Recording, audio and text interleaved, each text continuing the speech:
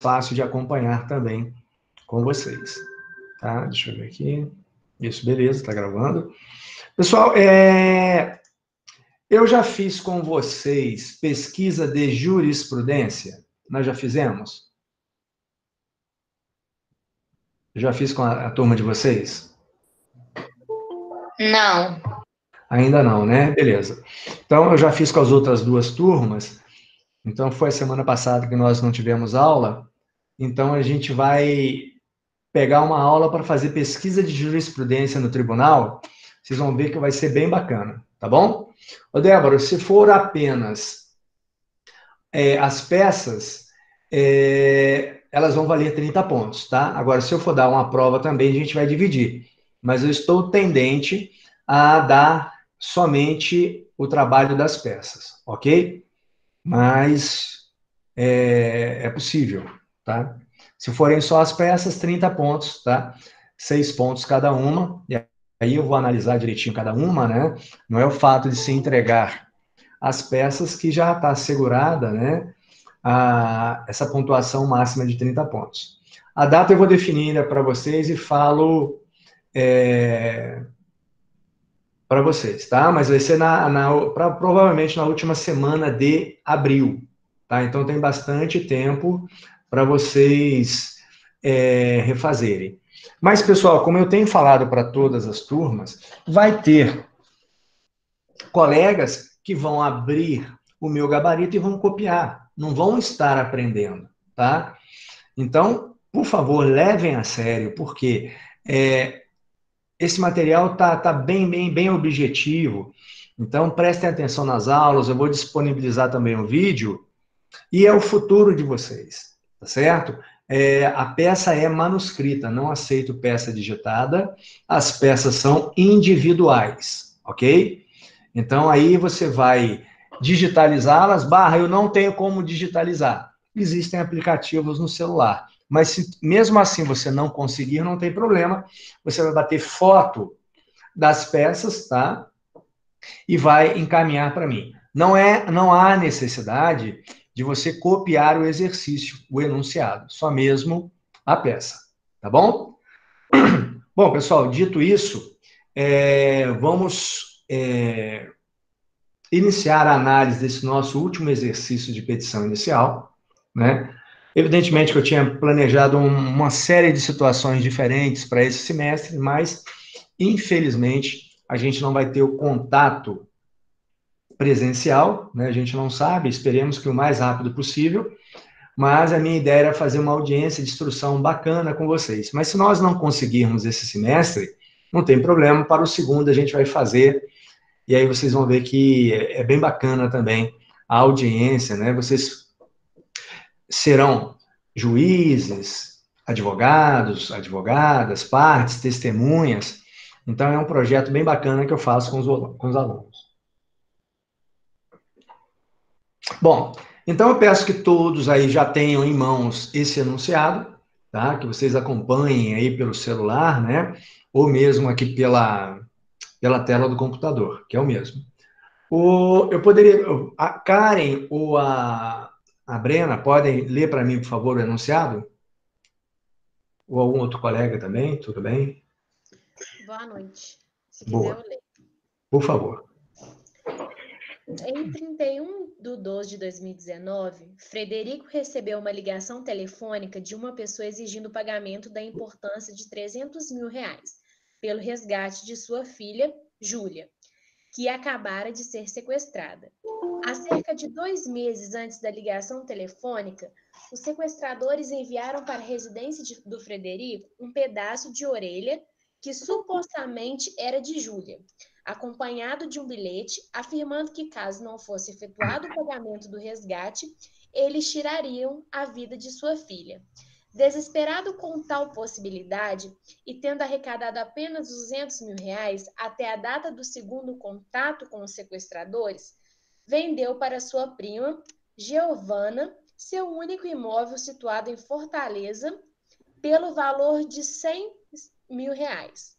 Ressalte-se que o pagamento que foi efetuado no ato da celebração do contrato e que Giovanna, desde o início da negociação, estava ciente do sequestro e da necessidade de Frederico em arrecadar o valor total exigidos pelos bandidos para salvar a vida da filha, o imóvel vendido a Giovanna trata-se de uma casa de 4 quartos com piscina, sauna, 2 salas, cozinha, dependência da empregada em condomínio fechado, cujo valor de mercado é de R$ 280 mil.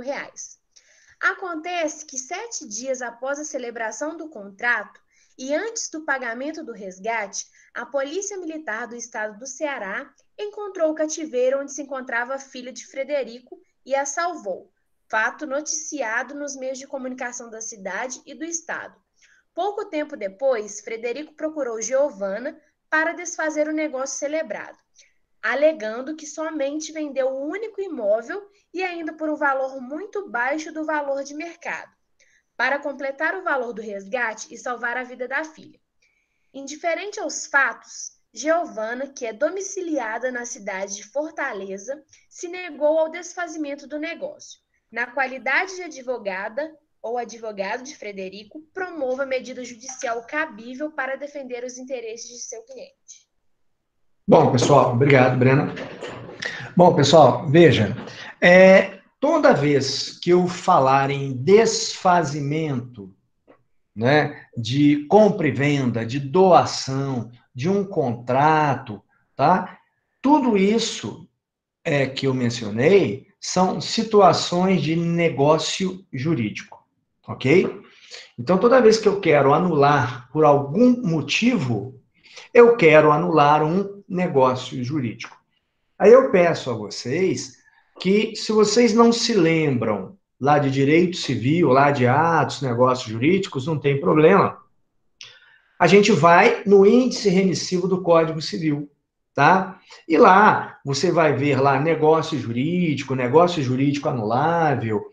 Então você começa a pesquisar palavras ou expressões-chave que possam te remeter a achar o direito material, tá certo? Então, como eu sempre falei para vocês, quando a gente vai fazer uma petição inicial, o nosso primeiro desafio é identificar o direito material. Normalmente no Código Civil, tá? Mas pode ser no Código de Defesa do Consumidor, Estatuto do Idoso, Lei de Locações, não importa, tá? Mas normalmente a minha primeira pesquisa é no Código Civil, tá? Então veja, eu tenho que identificar no Código Civil se eu tenho alguma coisa que ampare a pretensão de Frederico. O Frederico te contratou, advogado e advogada. Esse material, pessoal, eu encaminhei foi a semana passada, e eu até conversei com algumas pessoas e elas falaram que iam tentar fazer em casa. Então, aquelas pessoas que tentaram e conseguiram, eu peço que, eu vou fazer uma pergunta geral para a turma, mas se você já tem o dispositivo legal, dá uma seguradinha, tá? Porque aqueles colegas que ainda não fizeram a pesquisa, eles possam fazer. Porque se você já jogar o dispositivo legal, eles não vão ter essa oportunidade de pesquisar, ok? Mas daqui a pouco eu vou perguntar, e aí a gente abre para participação. Bom, então o meu primeiro desafio é identificar o direito material, tá? Então, sempre, pessoal, que eu falar em anulação, desfazimento de contrato, contrato é um negócio jurídico. E toda vez que eu falar em negócio jurídico, eu estou falando de direito pessoal, direito obrigacional, tá? Então, sempre falei em negócio jurídico, falei em rescindir, anular, rever contrato, isso é direito obrigacional, direito pessoal. Mesmo que o objeto do contrato seja um imóvel, tá? Mas veja, eu não estou discutindo nenhum direito real. Eu quero anular um contrato, uma doação, uma venda, um comodato, tá? que vai repercutir, por exemplo, num bem imóvel. Mas não é direito real. Então, lembre-se disso. Toda vez que o fato tratar de negócio jurídico, ou seja, eu quiser anular, eu quiser atacar o contrato, eu estou falando de um direito pessoal ou um direito obrigacional, tá? Então, só lembrando que direito pessoal, eu tenho o credor de um lado, o devedor de outro e uma obrigação. Já no direito real, eu tenho uma pessoa, tá certo? Vinculada a uma coisa, ok? Bom, vamos lá. Essa é a análise que você tem que fazer. Então, você vai pegar os enunciados um a um, com calma, e vai analisar. Vem cá, o que está acontecendo nesse enunciado aqui? Deixa eu entender esse enunciado, né? No nosso caso, o Frederico vendeu o único imóvel a Giovana para pagar um resgate do sequestro de sua filha. Ou seja, você pegou as principais ideias, marcou lá na hora da sua leitura, e depois a gente fez essa montagem aqui. Tudo bem, Frederico vendeu para Giovana, tá? E daí, o que ele quer? Frederico, ele quer... Qual é a pretensão do Frederico? Pessoal, pretensão é aquilo que você vai pedir em juízo. Então, pretensão, na realidade, é o seu pedido ou os seus pedidos. É o pedido de dano moral, é o pedido de dano material, é a rescisão do contrato, é o esbulho. Então, lembrem-se, a pretensão do autor é o pedido do autor. O que o autor quer? No nosso caso, o autor quer desfazer a venda do imóvel. E qual é o motivo que ele alega? Ora, eu vendi meu único imóvel para salvar a minha filha. Então, eu tinha que ter valores para complementar o resgate. Como a minha filha ela foi salva, foi libertada antes do pagamento, eu gostaria de desfazer, tá certo? Porque aquilo foi feito naquela situação de urgência excepcional. Então, veja, pessoal, que se eu quero desfazer a venda, óbvio que a venda do imóvel ela se concretiza ou ela se materializa num contrato. Se eu quero desfazer um contrato, logo eu estou diante de um direito pessoal, direito obrigacional. Ok? Então lembre-se disso. Toda vez que eu quiser atacar um contrato, é direito pessoal, é direito obrigacional. Tá bom? Mesmo que o objeto do contrato seja um bem imóvel. Tá? Barra, quais são os direitos reais? É só você ir lá no artigo 1025, que ele vai listar para vocês todos os direitos reais. Por exemplo, eu ajuizo uma ação para ter a servidão dentro do imóvel encravado. Tá? Então, toda vez que falar em servidão, é direito real. Então, os direitos reais, como eu já falei para vocês, está lá no artigo 1225. Tudo bem? Deixa eu só parar um pouquinho aqui, só para me fazer o que eu me lembrei. Pessoal, na próxima aula nós vamos começar a contestação, que é bem pesado. Bem pesado por quê? São muitos detalhes. E como eu sempre falo, quem sabe peticionar, quem sabe fazer uma petição inicial, sabe contestar. Porque contestação nada mais é do que conferir a petição inicial nos seus aspectos processuais e logo depois você vai ver se vai ter prescrição ou decadência e eu vou ensinar vocês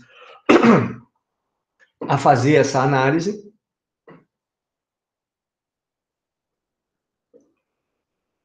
E depois a gente vai atacar o mérito, tá? Então, por favor, leiam a apostila de contestação, tá? Porque se você vier para a minha aula e deixar para abrir essa apostila no dia da aula, você vai fazer perguntas que, desculpe, não existem perguntas bobas, eu já falei isso para você. Mas que se você tivesse lido a apostila, você não as teria. Ou, tá certo? Você já estaria bem avançado. Então, eu não vou proibir de fazer perguntas, eu quero que vocês façam perguntas, mas eu preciso que vocês me ajudem lendo esse material, tá bom? Essa apostila que eu passei para vocês de petição inicial, ela está completa, tá? Ela está completa.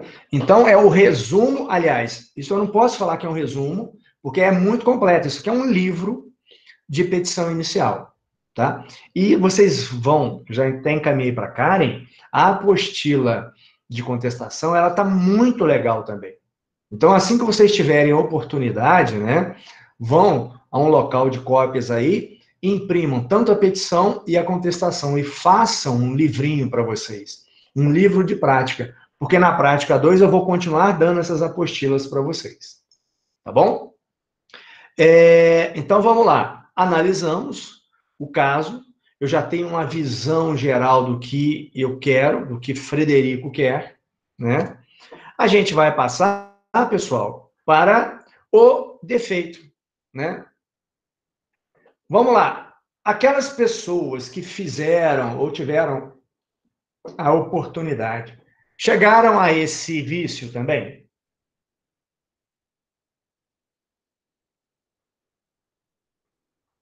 Tá? Vamos usar o chat, por favor. Aquelas pessoas que tiveram a oportunidade né, que eu deixei o material na semana passada, conseguiram chegar a identificar esse vício? Tá? No caso, o estado de perigo. Hein, pessoal? Responde aí, professor. O que foi? Responde aí no chat aí. Tá bom. Eu respondi. Beleza. Por gentileza, alguém leia para mim o artigo 156 para mim? Configura-se o estado de perigo quando alguém, premir da necessidade de salvar-se ou a pessoa de sua família de grave dano conhecido pela outra parte, assume obrigação excessivamente onerosa. Beleza. Então, olha só, pessoal. O artigo 171, ele é um segundo artigo que nós vamos empregá-lo, tá certo? Por quê? O artigo 171 fala, é anulável. Beleza. Quando é que um negócio jurídico ele é anulável? Quando você identificar um vício, tá certo? Sobre o qual foi praticado o negócio jurídico. Então, o nosso primeiro desafio não é um 171. O 171 é a consequência. Então, você até, de forma indireta, se você chegar no 171, você vai ter a resposta. Porque, olha só, são anuláveis o negócio jurídico quando, por vício resultante de erro, dolo, coação ou estado de perigo. Mas aí, você tem que identificar qual é o vício. E no nosso caso aqui, eu tenho o estado de perigo. Então, veja, se ele é anulável, eu tenho que também identificar o estado de perigo. Ok, pessoal? Então, toda vez que eu for, que eu objetivar desfazer um negócio, eu sempre vou identificar o negócio jurídico, ok?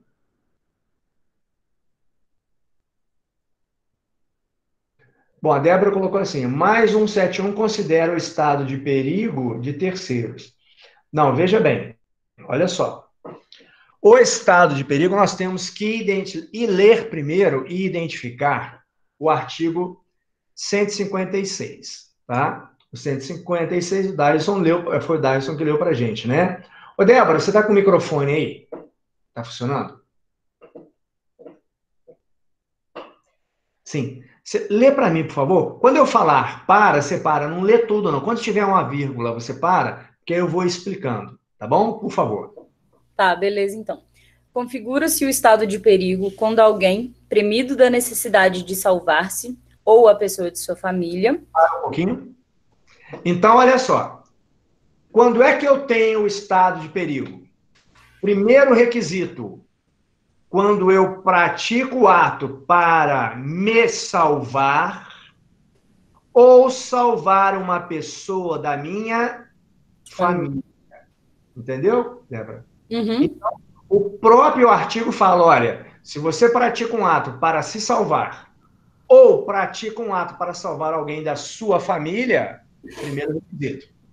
Ok? Um tá ligado ao outro, então, né? Sim, sim. Tanto para se salvar ou para uma pessoa, não importa. Um ou outro, tá? Entendi, tá, obrigada. Continua, por favor. De grave dano conhecido pela outra parte, assume a obrigação. Beleza. Então, olha só, pessoal. Quais são os requisitos que configuram o estado de perigo? Né? Então, já foi lido a primeira vez, a gente agora vai esmiuçar esse artigo aqui. Tá? Primeiro requisito: salvar-se ou pessoa de sua família. Primeiro requisito. Segundo requisito: de grave dano conhecido pela outra parte. Ou seja, a pessoa que participou do negócio jurídico sabia que você estava praticando esse ato para se salvar ou salvar uma outra pessoa. É o segundo requisito. Ciência da outra pessoa que participou do contrato. E finaliza para mim, por favor. Assume obrigação excessivamente onerosa. Pessoal, então, qual é o terceiro requisito para você caracterizar o estado de perigo? Obrigação excessivamente onerosa, ok? O que é uma obrigação excessivamente onerosa? A obrigação excessivamente onerosa é o desequilíbrio. Tá bom? Desequilíbrio. Bom, então nós aqui identificamos. Obrigado, Débora. Nós Obrigada aqui a você. identificamos os três requisitos do estado de perigo. Eu já sei os três requisitos do estado de perigo, tá certo? Ô, Barra, mas o que é dolo? Babá? Gente, olha só. Eu não posso entrar em matérias que vocês já tiveram. Alguma coisa eu vou até entrar. Mas eu vou pedir para vocês, para a gente ter a seguinte postura. Se eu estou mencionando uma matéria que vocês já tiveram e não se lembram, tá? Primeiro, revisa o teu caderno, tá certo? Faz uma pesquisa. Se ainda assim você não se lembrar, aí a gente bate um papo, tá? Porque eu não posso também ficar muito segurando a matéria para ficar relembrando a matéria de outros colegas, tá? Esse aqui, especificamente, a gente está trabalhando no estado de perigo e aqui eu vou tirar as dúvidas de vocês. Mas é importante, depois, que você amplie o seu estudo, tá? Você pegue os seus cadernos e vá ver o que é erro, o que é dolo, o que é coação, o que é diferente um do outro, o que é lesão, o que é fraude a credores. Porque o que acontece? A partir, né, isso aí desde o primeiro período, a gente vai num somatório de matérias até desaguar aqui na prática, né? Olha só quantas matérias que a gente, de períodos anteriores, que a gente está usando, tá? Então, vamos sempre fazer isso. Vamos sempre abrir um pouquinho o leque. Pô, Barra deu um caso de estado de perigo, mas vem cá, tem coação ali do lado. Deixa eu pesquisar, deixa eu relembrar o que é coação. Aí a gente vai sempre aumentando essa nossa bagagem, tá? De conhecimento jurídico aí. Bom, então olha só,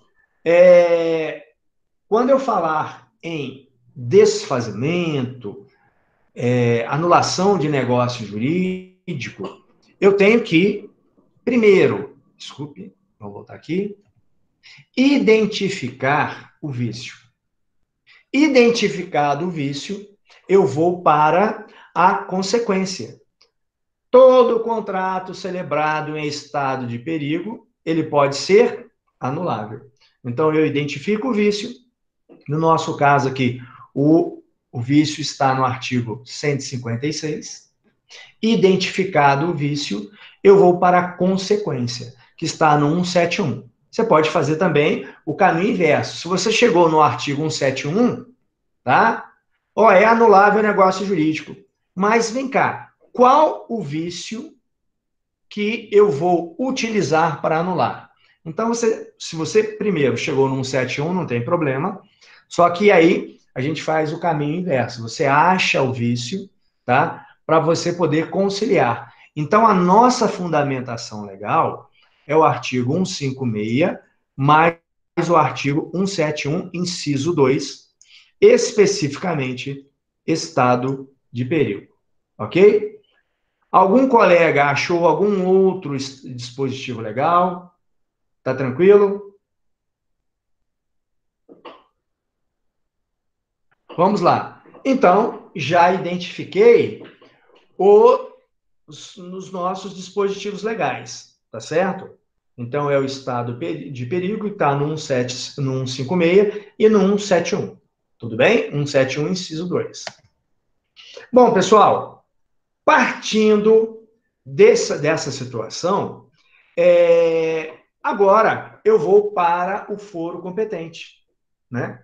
Lembrando que eu estou diante de um direito pessoal, ok? Então, diante do direito pessoal, foro competente, a gente já estudou isso aqui, né? Vocês se lembram quais são as hipóteses de competência da Justiça Federal? Qual foi o artigo que nós estudamos lá da Constituição? 109, né? Normalmente, nas minhas aulas de prática, nós vamos analisar o inciso primeiro. Mas existem outros incisos que a gente pode, que são de competência da Justiça Federal. Por favor, alguém pode ler para mim o inciso primeiro do artigo 109? Aos juízes federais compete processar e julgar as causas em que a União, entidade autárquica ou empresa pública federal forem interessadas na condição de autoras, rés, assistentes ou oponentes, exceto as de falência, as de acidente de trabalho e as sujeitas à Justiça Eleitoral e à Justiça do Trabalho. Beleza. Então, pessoal, a minha primeira, já identifiquei o direito material. Eu sei que nós estamos diante de um direito pessoal, obrigacional. Lembrando que, pessoal, eu estou fazendo uma ação de anulação, né? Mas toda ação de indenização é ação pessoal, é ação obrigacional. Tá certo? Bom, então vamos lá. Foi a Brena que leu, né? Então veja, pessoal, o inciso primeiro, e até os demais, mas normalmente vou usar o inciso primeiro, ele fala aquelas causas que são de competência da Justiça Federal. E óbvio que as pessoas ali mencionadas não se encontram presentes no nosso caso. Eu tenho aqui 2 particulares. Então, nesse caso, a nossa ação ela vai tramitar na Justiça Estadual. Tá bom?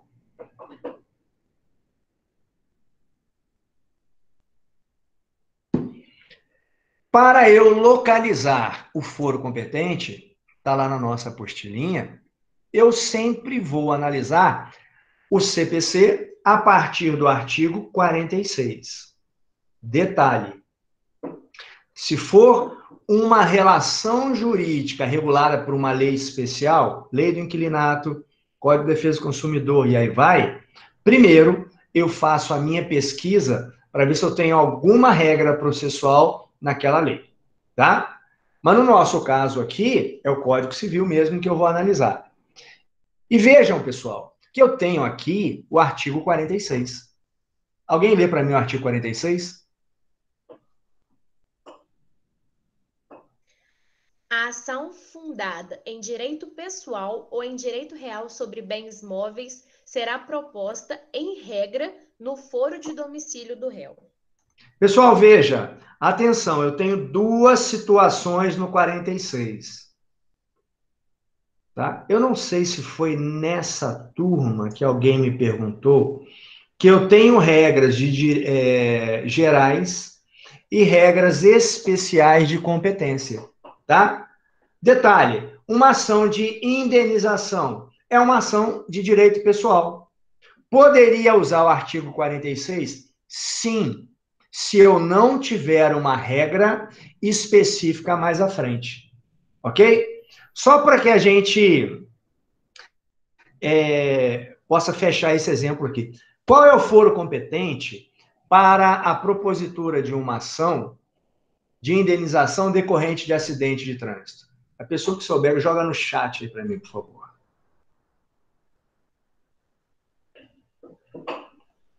Fala o artigo, por favor. Artigo e inciso, se houver. Está um pouquinho mais à frente do 46.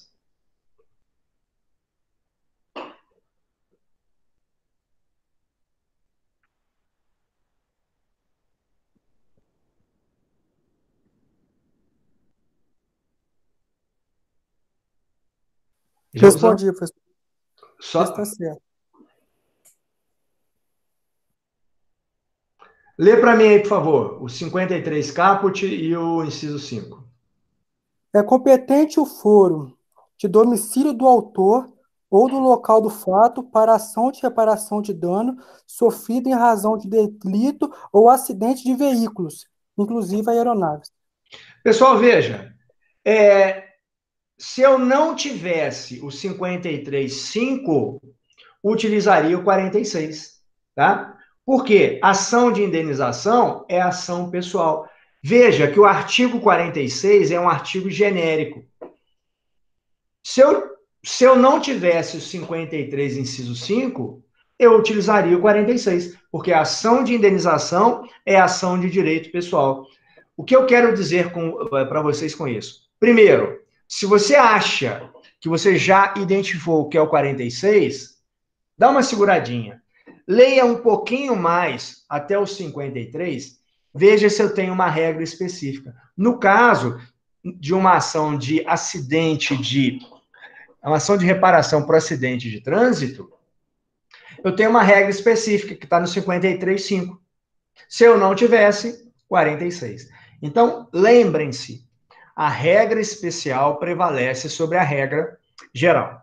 Ok? Bom, Professor, quem é? é o Dyson. Sim. Não sei se o senhor chegou a ler o comentário aí em cima. Quando eu estava fazendo o exercício aqui, eu identifiquei o artigo 47, que fala sobre que o foro do competente seria a situação das coisas. Mas eu não levei em conta a questão de ser pessoal. Eu queria saber o seguinte: quando que nesse exemplo os imóveis seria o bem dos imóveis? Sobre os imóveis, o local dos imóveis. Então, conseguiu entender a pergunta? Porque aqui Sim. não é dinheiro real, é direito pessoal. Mas quanto que se cabe esse caput do 47 aqui? Porque eu pensei Vai que lá era no o caput do artigo 47. 1225 do Código Civil. Lê o caput e para. 1225. Código Civil, por favor. 1225. Isso. Aqui. São direitos reais. Só um momentinho. Pessoal, toda ação que envolver algum desses itens aí é ação de direito real. Aí você vai usar o 47. Lê o primeiro. A propriedade. Tá. Toda ação que se fala em propriedade, por exemplo, se você compra um imóvel, imagine, uma pessoa compra um imóvel, ainda não entrou na posse do imóvel. Você compra o imóvel, a pessoa que te vendeu não quer sair. Você é proprietário. No caso, você não quer desfazer o negócio. Você leu aí, foi o 125, né? 1225. Leu 1228, eu acho que é esse aí, por favor. A propriedade tem a faculdade, o proprietário tem a faculdade de usar, gozar e dispor da coisa, e o direito de revê-la do poder de quem quer que justamente a possua ou detenha. Então, veja, olha só. Qual que é o primeiro direito real do 1225? A Propriedade. propriedade. Então, se você compra um imóvel de uma pessoa e essa pessoa não quer desocupá-lo, você é dono, você é proprietário? Sim. Então, você vai ajuizar uma ação com base no fato de você ser proprietário para reaver o imóvel. Então, quando o objeto da sua ação é, no caso aí, o imóvel, eu estou diante de um direito real. Nesse caso, você comprou e você, como proprietário, tem o direito de usar, gozar, usufruir, inclusive de reaver de quem injustamente o detenha. Então, nesse caso, eu estou diante de uma ação fundada em direito real sobre bem imóvel. E nessa hipótese, eu vou propor a ação no foro de situação da coisa. Ok? Entendi. É porque quando ele chegou a falar sobre que ele vendeu o imóvel e tal no estado de perigo, eu olhei e quando me debati com esse artigo, eu fiquei nessa questão da dúvida. Por Beleza. causa que eu tinha levado em conta esse 1225, que ele falava da propriedade. Aí eu fiquei meio Tá, assim, joia. Bom, mas nesse caso aí, o Tyson, eu não estou discutindo a propriedade, eu quero anular o negócio. Tá o bom? negócio. Tá bom, obrigado. Beleza. Bom, pessoal, trabalhamos aqui essa questão aí do foro competente, tá? É a ação fundada em direito real. Então, essa pergunta aí que o Dyson fez, talvez alguns colegas estivessem com dúvida também, foi bom que a gente esclareceu, tá? Assim, toda ação cujo pedido for um dos requisitos lá do 1225 é direito real. Tá bom, pessoal? Agora, detalhe, tá? Direito real sobre bem imóvel. Porque eu posso também ter ações fundadas em direito real sobre bem móvel, ok? Aí eu uso o 46. Mas vamos lá. Partes. A gente vai repetir aqui aquilo que nós fizemos no exercício anterior. Eu acho que foi o exercício anterior mesmo. Vem cá, se eu quero anular o negócio jurídico, óbvio que devem participar da ação aquelas pessoas que figuraram como contratantes. Eu não tenho como anular só para o comprador ou só para o vendedor. Eu tenho que anular esse negócio jurídico para ambas pessoas, ok? No nosso caso, se é uma ação de anulação de negócio jurídico, autor é sempre o titular do direito lesado. Nesse nosso caso, quem se julgou ou quem se julgou prejudicado? Frederico. Tá? Réu, quem supostamente causou esse prejuízo a Frederico? A compradora. No caso, Giovana. Tá certo? Então, veja que você tem que ter essa percepção. Se é anulável o negócio jurídico, se é anulável o contrato, eu tenho que colocar essas duas pessoas que participaram do contrato, como vendedora e compradora, no processo. Vou colocar no polo ativo o prejudicado, o autor. E vou colocar no polo passivo a pessoa que supostamente se beneficiou, que causou prejuízo ao Frederico. Tudo bem? Com relação a isso aqui, alguma dúvida? Podemos ir? Ok. Bom, pessoal, já identifiquei o foro competente, já identifiquei as partes, eu vou partir para aquela expressão ou aquele tópico que fica entre o autor e o réu, que é o nome da ação. Na apostila, eu dei duas dicas para vocês, né? A primeira, você pode atribuir o nome da ação à pretensão do autor. O cliente chega ao seu escritório e fala: doutor, eu quero anular, eu quero desfazer, tá? Normalmente ele não vai falar anular porque ele não tem conhecimento técnico, tá? Mas, eu quero desfazer, eu quero acabar com esse negócio. você vai transformar isso numa linguagem técnica. Então, o que o autor quer, ele quer desfazer. Desfazer é anular. Veja, pessoal, que a lei fala, o negócio jurídico será anulável. Logo, você vai ajuizar uma ação para obter aquilo que a lei lhe autoriza, que é anular. Logo, se o ato jurídico é anulável, logo você pode nominar a ação como ação anulatória de negócio jurídico. Tá bom? Com relação a o nome da ação, alguma dúvida, pessoal?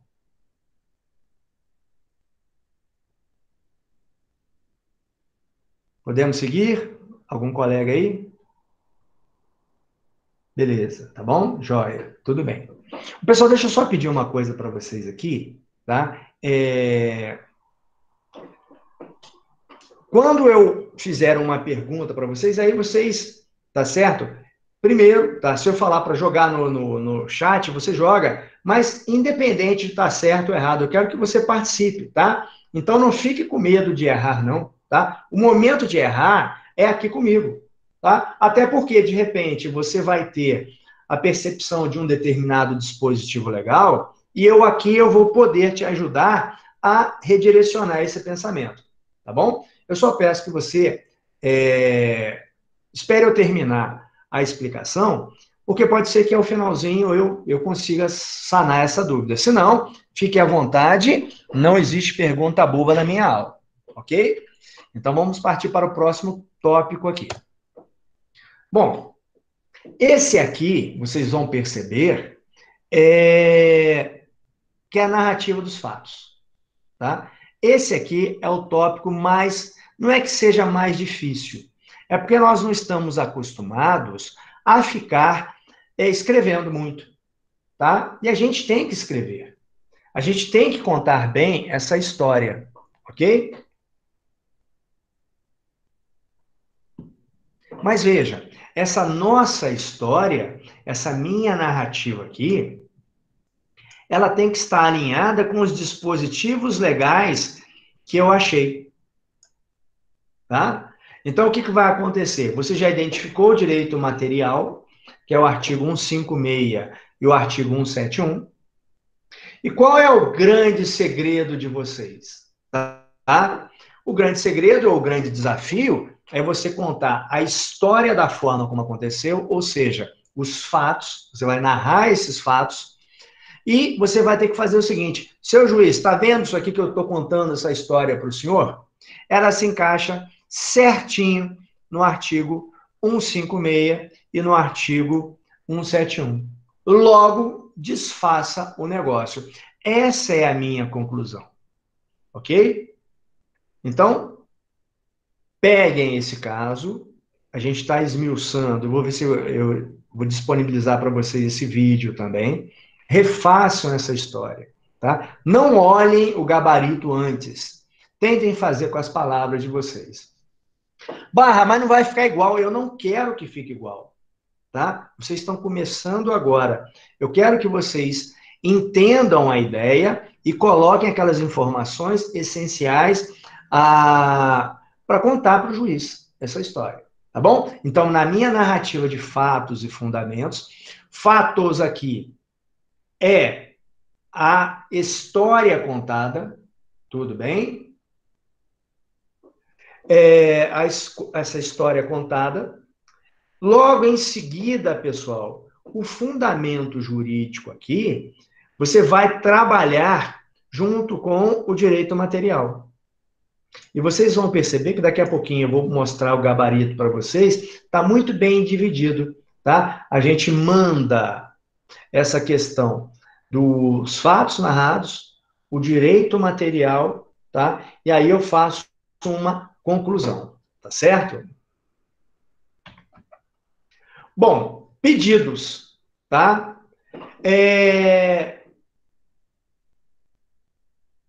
Esse aqui é o ponto alto da nossa petição inicial. Nós ajuizamos uma ação para fazer isso, para fazer um pedido. Olha só, pessoal, o meu pedido vai ser aquilo que a lei me permite. A lei só me permite pedir a anulação. Então, nesse caso aqui, o meu pedido, ele tem que estar fundamentado ou amparado na lei. Se a lei fala, a lei estabelece que são anuláveis os negócios jurídicos, logo, o meu pedido é de anulação de negócio jurídico. Ok? Então, eu sempre vou formular os meus pedidos, ou o meu pedido, com base naquilo que a lei me autoriza. Tá bom? E se eu não tivesse aqui, por exemplo, se a letra B fosse um pedido de dano moral, ótimo. Aí, os honorários advocatícios e as custas processuais passariam para a letra C. Então, lembrem-se que os honorários advocatícios e as custas processuais, eles fecham o meu rol de pedidos. Ok? Tudo bem? Podemos passar?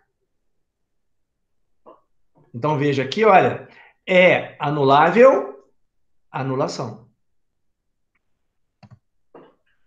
Bom, audiência de conciliação ou mediação, isso aqui não tem a ver com o direito material, é um requisito da petição inicial.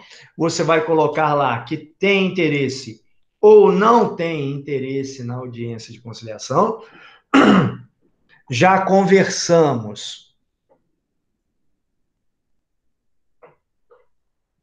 E eu já falei para vocês que é interessante sempre nós colocarmos que você tem interesse, tá? Mas isso varia muito do caso. Mas normalmente vamos colocar que tem interesse, porque é uma maneira de abreviar o processo, ok?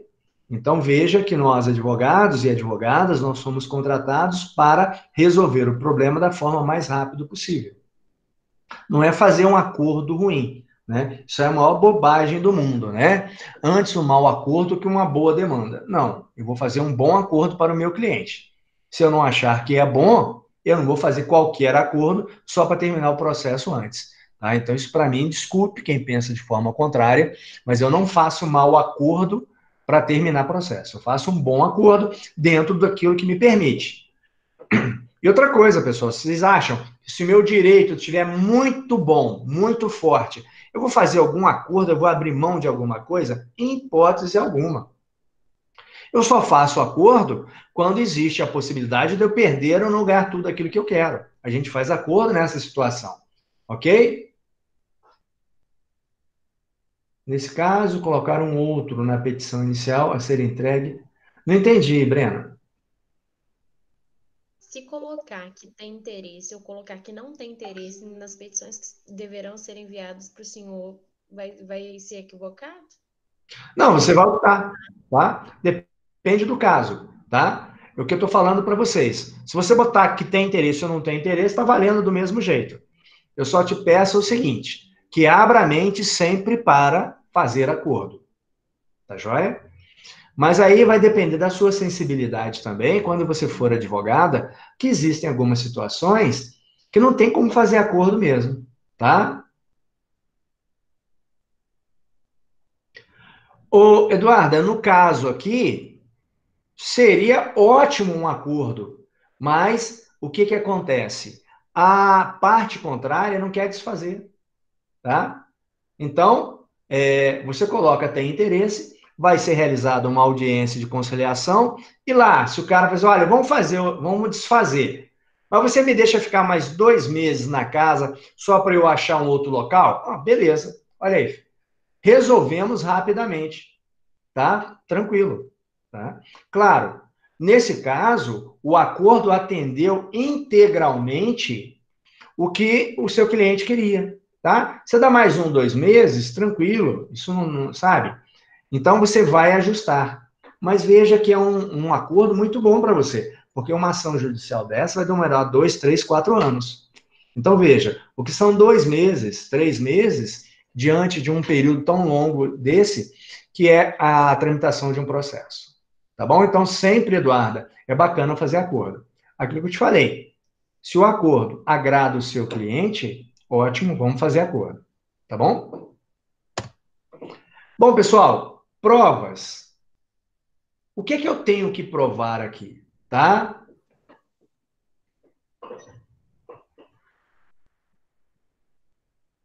Isso aí, Dyson, isso aqui depois a gente vê essa questão, tá? Tem alguma possibilidade dele não conseguir reaver o imóvel? A gente não pode trabalhar com essa situação, né? A gente tem que trabalhar com a situação que a gente vai conseguir fazer. Então, veja, só repetindo aqui, né?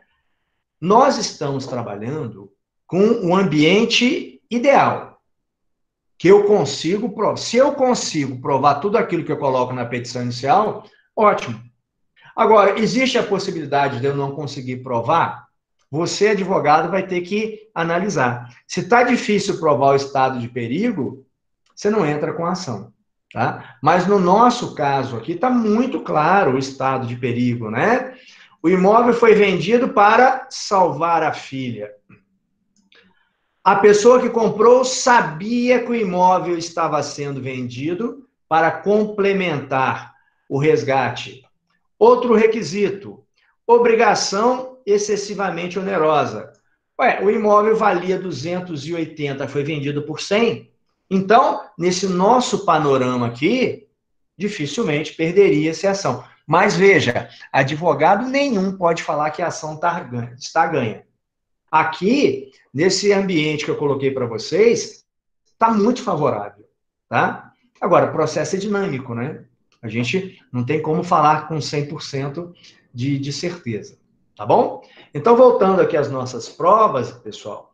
Ora, se eu quero anular um negócio jurídico, a primeira coisa que eu tenho que fazer é provar esse negócio jurídico, tá certo? É provar. E como é que eu provo isso? Juntando o contrato de compra e venda, ok? Primeiro ponto.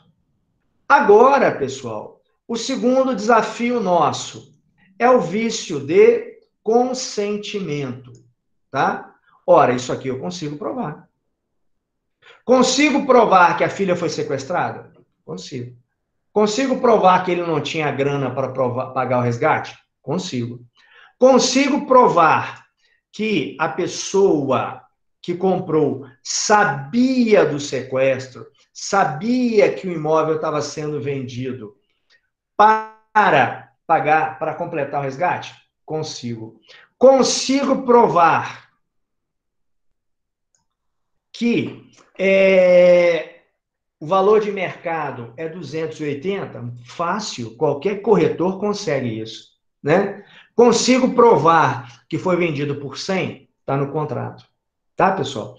Então, o meu desafio aqui é provar a venda, prova documental, e os demais requisitos do vício de vontade, eu consigo prová-los também. Então, veja que em nenhum momento eu me desviei do 156 e 157. Veja que a minha petição inicial, a todo momento, ela se vincula ou ela fica balizada ou segue a trilha do 156 a 157. Tá certo? Ô, Eduarda, assim, contrato de boca seria um contrato verbal? Seria isso? Se for contrato verbal, não tem nem como propor ação, tá? Contrato verbal é complicado, tá? Então, as pessoas não têm segurança jurídica nenhuma no contrato verbal. Mas, veja, a gente tem que analisar essa situação, tá? Se a pessoa sempre morou, se tem prova testemunhal, aí veja, aí me desculpem a expressão, tá? Você vai usar uma prova testemunhal para provar, imagina, né? Eu e a Eduarda, aí eu falo, ó, a Eduarda me vendeu esse imóvel dela, mas o que acontece? Eu, Eduarda, te expulsei da sua casa, estou morando na sua casa. E você ajuiza uma ação. Fala assim, olha, ele me expulsou. Aí o Barra vem e fala o seguinte, ó, expulsei nada. Eu comprei através de um contrato verbal. Tenho como provar aos meus 2 amigos aqui. Então, veja que uma forma de eu provar um ato verbal, normalmente é com testemunhas, tá? E testemunhas é a pior das provas, tá? Evidentemente, eu posso conseguir pessoas para testemunharem de forma falsearem a verdade. Então, esse caso seu aí é muito complicado, tá? Muito complicado.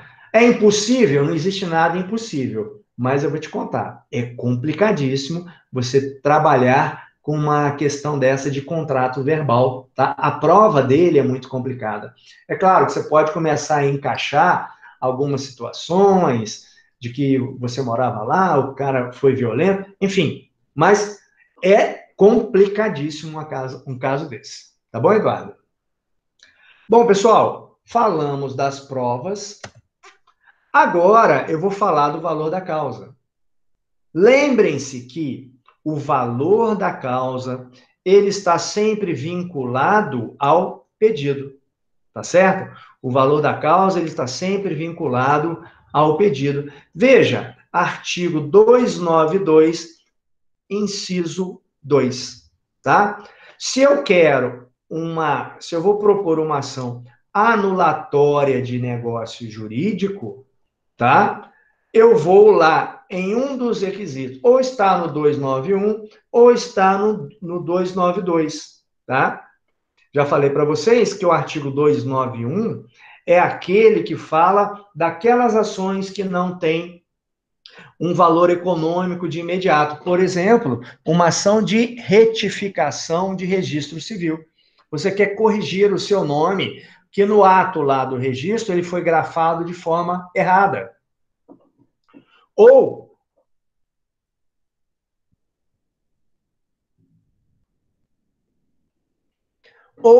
você, por exemplo, tem um nome vexatório, né? E aquilo ali te causa constrangimento, você quer suprimir o nome. Veja que nesse tipo de ação, ela não vale dinheiro, né, diretamente. Então, se eu estou diante de uma ação que não tenha conteúdo econômico, eu não estou disputando um bem, não estou anulando um contrato, eu vou para o 291. Fora isso, eu vou para o 292, porque lá tem um rol de situações que eu vou identificar com certeza a minha ação. E nesse caso aqui, eu tenho o artigo 292, inciso 2. Olha só em amarelo, né? O valor da causa constará da petição inicial e será, na ação que tiver por objeto a rescisão de um contrato, o valor do ato. Então veja aqui, pessoal, que para mim pouco importa se o imóvel vale 280 mil no valor de mercado. Se eu quero anular a venda que foi realizada no valor de 100 mil reais, logo, o ato jurídico, o negócio jurídico que eu quero anular, ele é no valor de 100 mil reais, não o valor de mercado. Tá bom? Com relação à causa, ok? Professor, Sim. na hora que... não sei se chegou a ver nas mensagens aí, mas o pessoal está falando aí que a gente não teve acesso a essa apostila que o senhor está explicando hoje. Gente, olha só um momentinho aqui. Deixa eu só te interromper aqui. Eu disse que eu encaminhei o exercício para vocês. No início da aula, tá? Só esclarecendo para todos os colegas, fiquem tranquilos, eu vou encaminhar essa apostila. Eu não posso encaminhar antes, porque tem toda a resposta. Então, eu preciso induzi-los a raciocinar, a responder. Ao final da aula, ela será encaminhada, como aconteceu na última aula, para representante de turma. Beleza? Tá. Aí, complementando o que eu estava falando. Aí, não sei se o senhor chegou no chat, eu cheguei exatamente a essa conclusão que o senhor chegou. Só que eu fiquei com dúvida em uma questão. Qual que é a diferença entre resiliação e rescisão? Bom, olha só. Isso aqui, peço que você me entenda, eu vou pedir para você procurar isso no Código Civil. Resolução, resilição e rescisão, ok? Você vai encontrar isso aí lá no Código Civil, tá? São situações distintas, né? Você vai ter situações em que uma pessoa descumpriu o contrato, é uma dessas três hipóteses. Situações onde tem um vício de vontade, você vai usar a outra. Tá joia, Dyson? Mas, de qualquer forma, eu peço que vocês façam essa pesquisa de resolução, resilição e rescisão. Tá bom? É porque eu cheguei, na hora de fazer, eu fiquei em dúvida nesse pedaço aí, mas eu cheguei nesses valores de 100 mil e nesse inciso segundo. Joia. Tá bom, pessoal? Então, veja, finalizamos aqui a análise do valor da causa, tá? Ou seja, fizemos uma análise de toda a petição, de todo o caso. É importante você, antes de começar a fazer a petição, você fazer essa análise que antecede, tá? Identificar o direito material e, a partir dele aí, você observar os requisitos da petição inicial, tá? Só lembrando aqui, vocês sabem que no sábado, dia 25, vai ser o nosso primeiro sábado letivo. Aliás, não, eu não dou aula na terça-feira na Zona Norte, mas o que acontece? Os professores de terça-feira, eles vão dar aula nos mais variados horários de sábado, tá? E de um tema relacionado com as matérias. Então, eu vou dar uma aula que eu não cobrarei em prova, mas vai ser uma aula, acho que vai ser aberta para toda a Docton, acho que não só de Juiz de Fora, justamente referente a isso.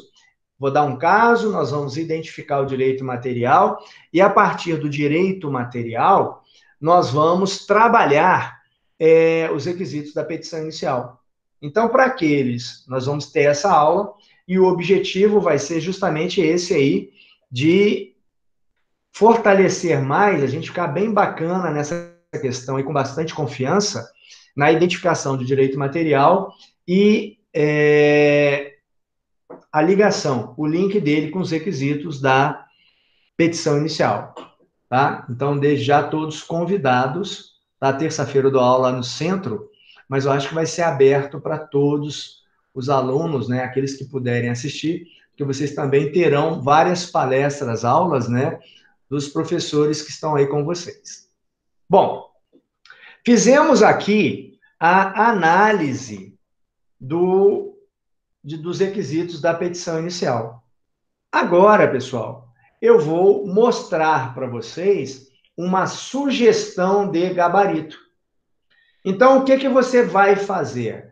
Você vai pegar aquele caso, vai analisar, vai relembrar e vai fazer essa petição manuscrita e vai me entregar. Serão 5, tá? Então, não precisa mudar de Frederico para João, não muda dado nenhum. Você vai usar o meu gabarito, tá? Como uma situação para você se basear, ter um norte.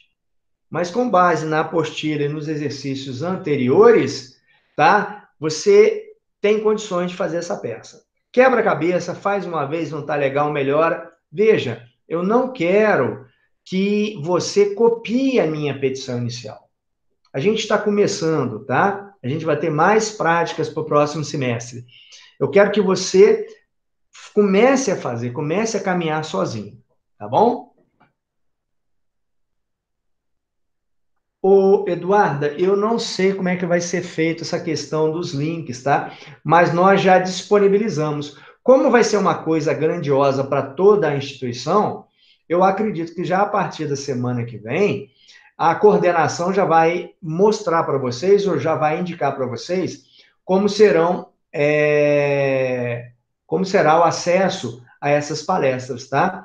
Mas nós professores... Eu vou divulgar os links com as aulas que vão ter. Eles vão passar e eu vou divulgar para a turma. Beleza. Então, olha só. Esses links serão passados, então, para representante de turma, né? E ela vai passar para vocês. Ok, Eduardo? Tá? O meu já passei para lá, né? E aí, se vocês tiverem interesse, será um prazer recebê-los. Então, vamos lá.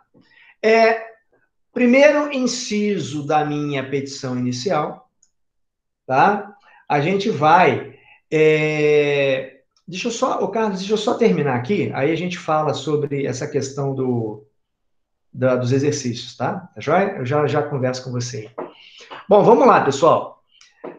Eu vou direcionar para um juiz de uma vara civil que eu já identifiquei, que não é da Justiça Federal, então, por consequência, né, de forma residual, vai para a Justiça Estadual. Sempre letra maiúscula, e aí eu vou dar um negrito na letra para chamar a atenção, tá? Eu não coloquei num fundo branco, porque isso aqui, né, eu acho que fica mais fácil a gente visualizar. Mas, no seu escritório, sugiro que seja uma folha branca, tá? E a fonte da cor preta, tá? Nada de letra colorida, ok?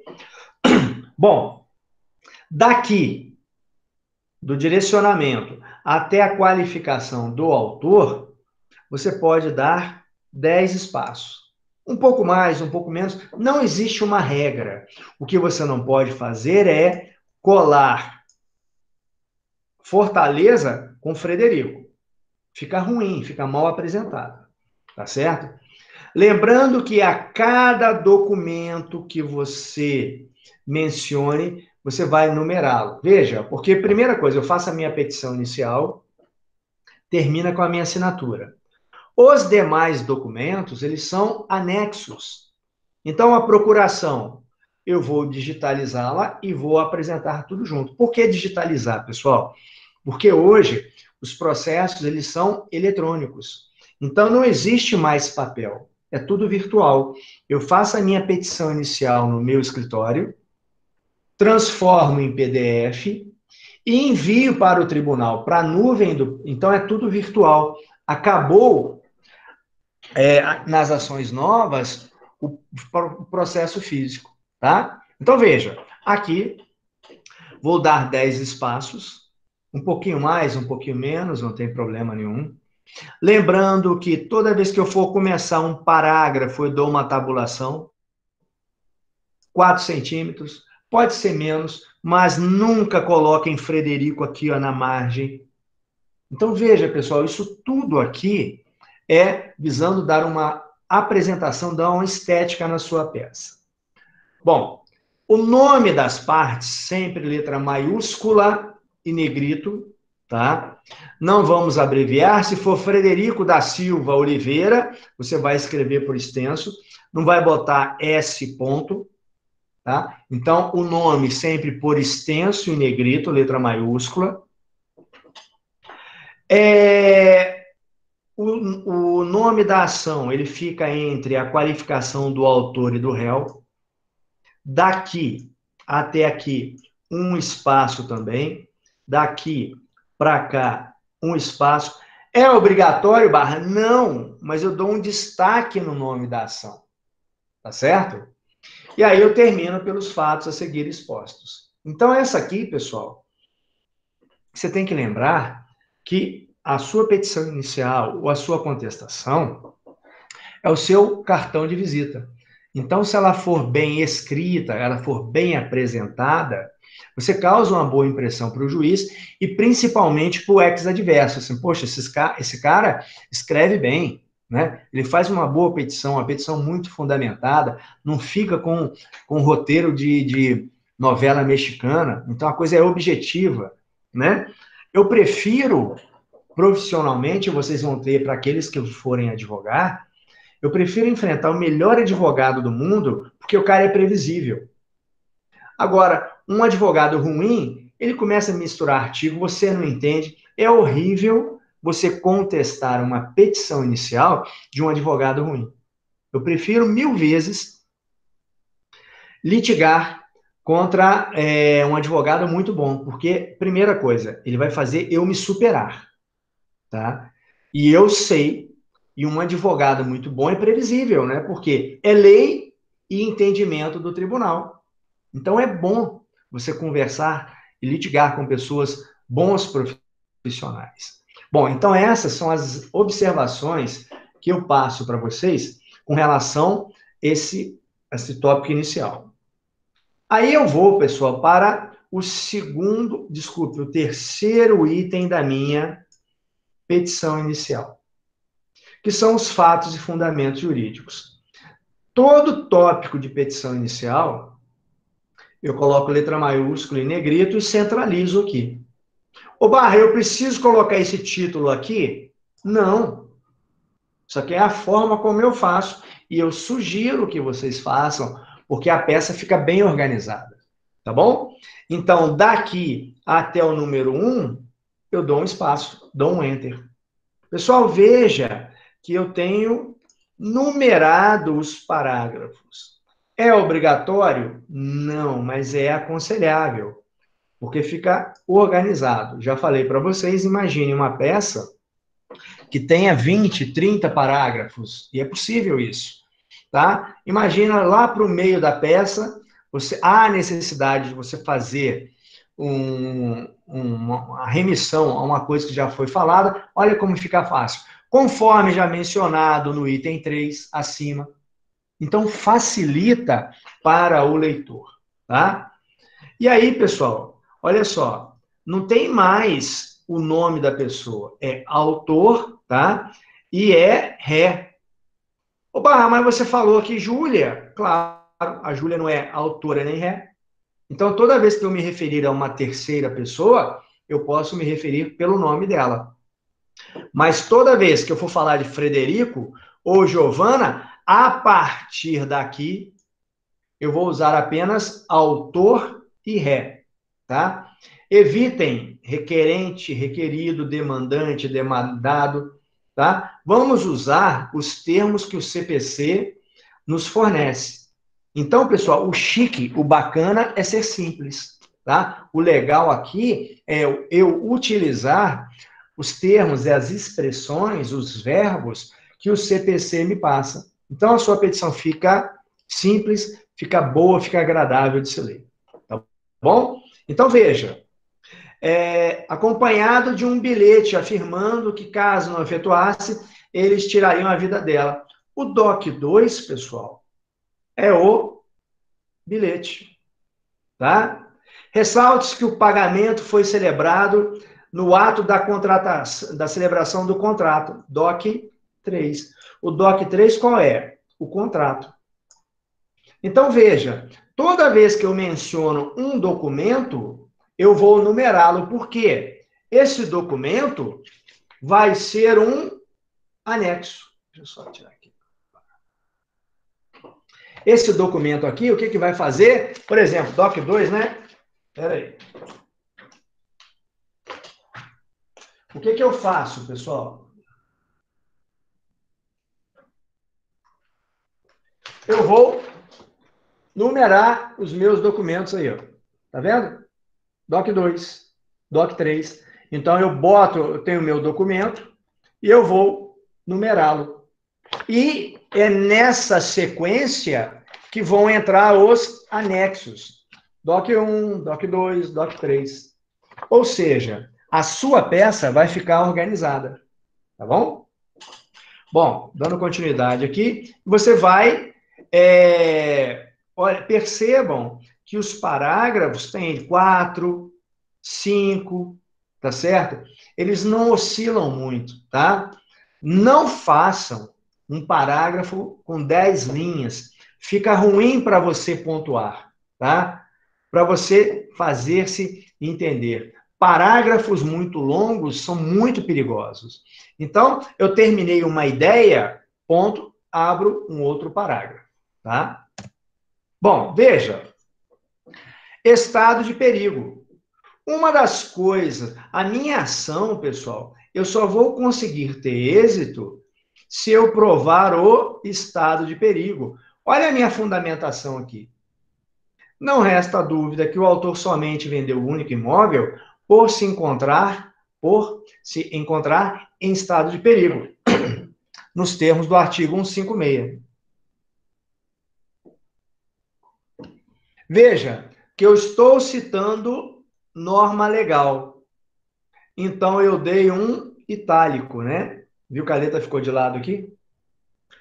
Poderia, tá? Ao invés de seguir na linha aqui, fazer uma caixa mais aqui embaixo. Então, pessoal, isso aqui é questão de estilo, tá? De você, de sua técnica. Então, não existe nada padronizado. Você vai fazer a sua redação para ficar bem apresentada. Então, aqui, olha, falei do estado de perigo. Qual é a consequência de um negócio jurídico praticado por um vício? A anulação.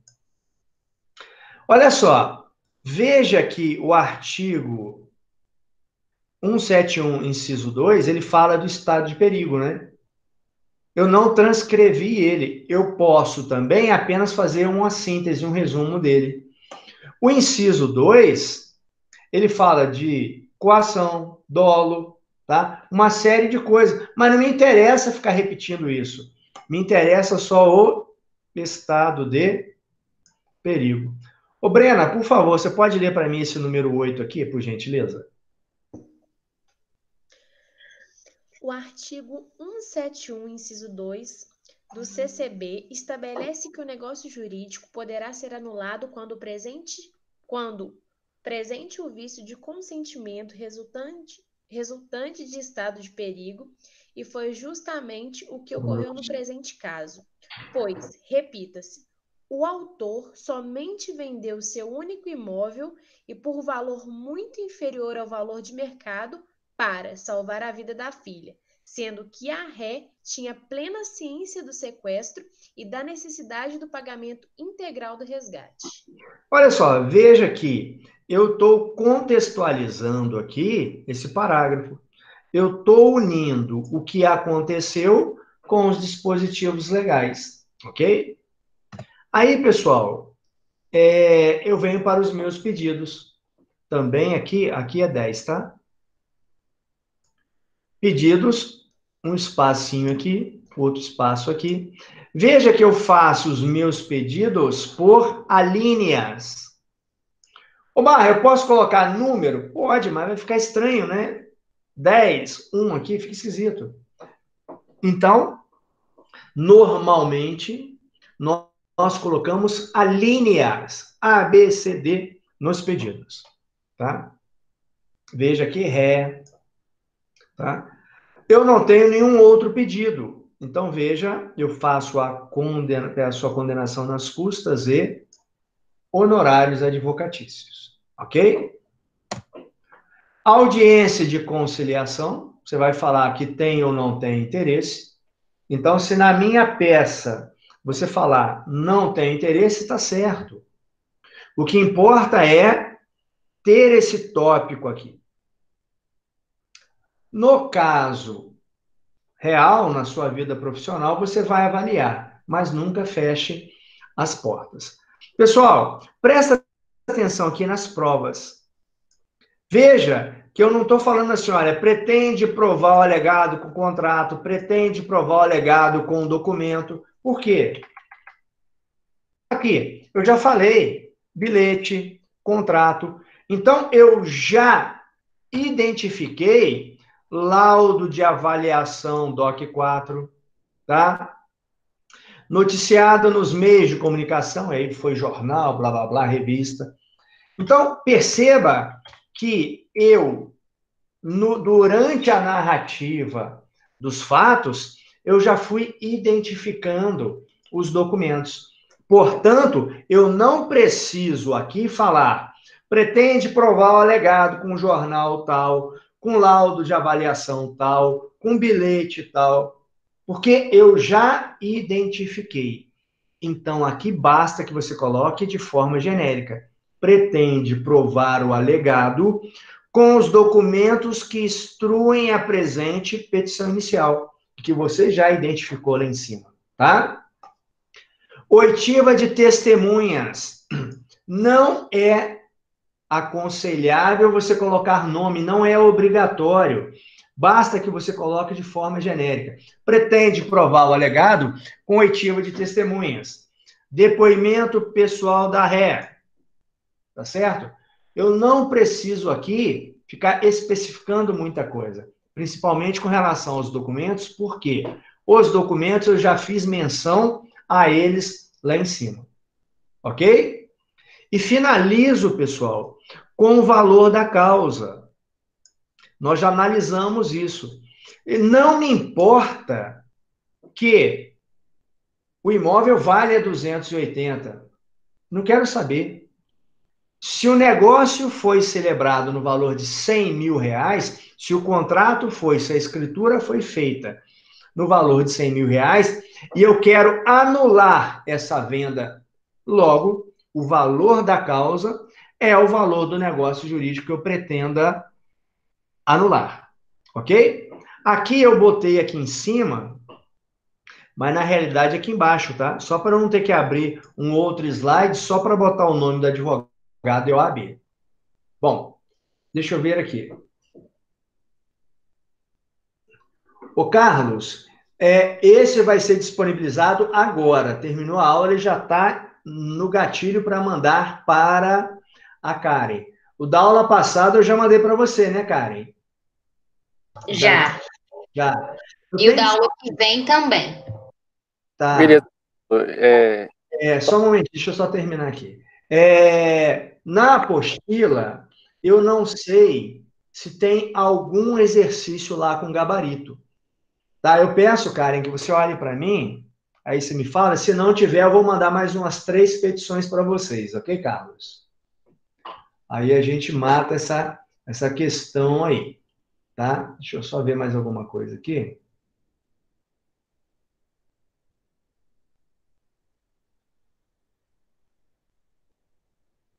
Bom,